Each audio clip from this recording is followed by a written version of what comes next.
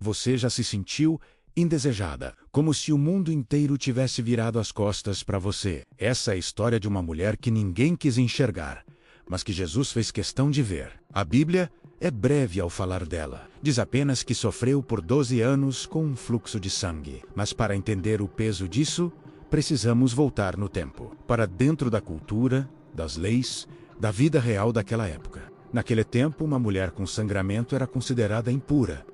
Ela não podia abraçar ninguém, não podia tocar ninguém, não podia preparar comida, não podia estar perto da família, não podia cultuar no templo.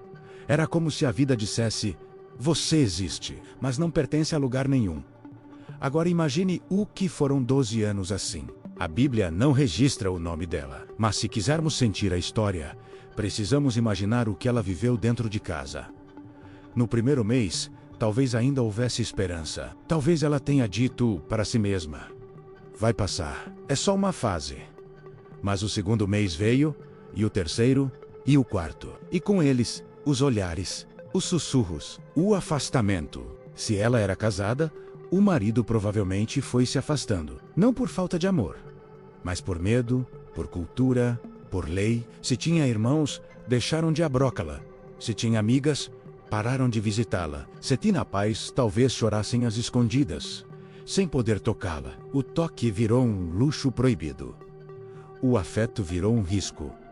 E a solidão virou sua companheira diária. A Bíblia diz que ela gastou tudo com médicos, mas nada resolvia.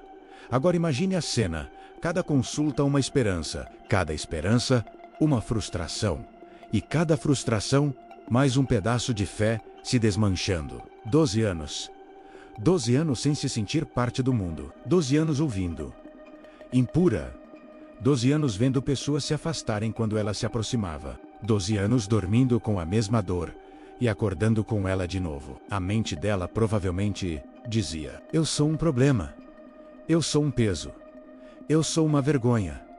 Eu sou alguém que ninguém quer por perto. Mas um dia, algo mudou. Ela ouviu falar de Jesus. Não viu. Não encontrou. Não tocou. Ela ouviu. E às vezes, ouvir é o suficiente para reacender o fogo que o sofrimento quase apagou. Ela ouviu que Jesus curava, que Jesus tocava leprosos, que Jesus comia com pecadores, que Jesus conversava com excluídos, que Jesus enxergava quem ninguém mais via. E pela primeira vez em muito tempo, ela sentiu algo nascer dentro dela. Uma coragem pequena, mas viva. Uma fé cansada, mas insistente. Um sussurro na alma, dizendo: vai. Então ela saiu de casa. Mas essa decisão tem uma dor que a Bíblia não detalha. Ela saiu sabendo que, se fosse reconhecida, seria humilhada publicamente. Sabendo que tocar qualquer pessoa era proibido. Sabendo que a multidão podia rejeitá-la, pode até apedrejar. Mas ainda assim, ela foi. Isso é fé. Não fé confortável, mas fé desesperada. Fé que não tem mais nada a perder. Fé que diz: ou eu toco Jesus, ou morro tentando. Ela se escondeu entre as pessoas. Cobriu o rosto, atravessou a multidão empurrando com o corpo, não com as mãos, com medo de ser vista. Cada passo era um risco.